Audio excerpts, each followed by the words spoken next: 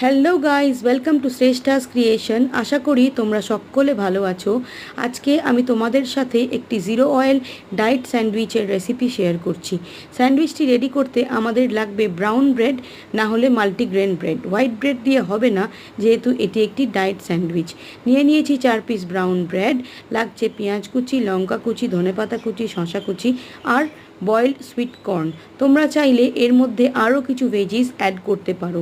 লাগছে একটা ডিম সেদ্ধ, যেটা আমি গ্রেডারে গ্রেড করে নিয়েছি। ডিমটাও তোমরা একটার জায়গায় দুটো ইউজ করতে পারো। একটা বোলের মধ্যে কুচিয়ে রাখা শসা, পেঁয়াজ, লঙ্কা, ধনেপাতা দিয়ে দিলাম।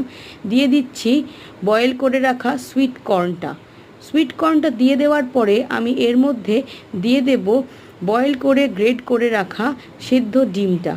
সিদ্ধ ডিমটা দিয়ে দেওয়ার পরে আমি এর মধ্যে দিয়ে দেব বেশ কিছুটা টমেটো কেচাপ। টমেটো কেচাপ টেস্টটাকে খুব ভালো করে এনহ্যান্স করবে, যেহেতু এর মধ্যে কোনো রকম কোনো মেয়োনিজ বা চিজ দেওয়া নেই, এটি একটি ডায়েট স্যান্ডউইচ। এরপরে আমি এর মধ্যে দিয়ে দেব কিছুটা গরম মশলার গুঁড়ো। গরম মশলার গুঁড়োর ফ্লেভারটা আমার খুব ভালো লাগে। তোমাদের যদি ভালো না লাগে, তোমরা চাইলে এটাকে স্কিপ করে এর মধ্যে অরিগ্যানো, চিলি ফ্লেক্স ইউজ করতে পারো। এরপরে খুব ভালো করে মিক্স করে নেব। আর হ্যাঁ, আমি এর মধ্যে দিয়েছিলাম একটু নুন আর গোলমরিচের গুঁড়ো, যেটা আমি ভিডিওতে দেখাতে ভুলে গেছি।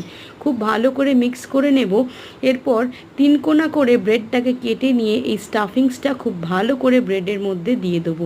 ব্রেডের মধ্যে দিয়ে দেওয়ার পরে একটি ননস্টিক তাওয়ার মধ্যে এদিকে সেঁকতে বসাবো। কোনো রকম কোনো তেল বা বাটার এর মধ্যে না দিয়ে একটু গ্যাসটাকে সিমে করে ক্রিস্পি করে এপিট ওপিট করে সেঁকে নিয়ে একটি জালির মধ্যে রাখবো।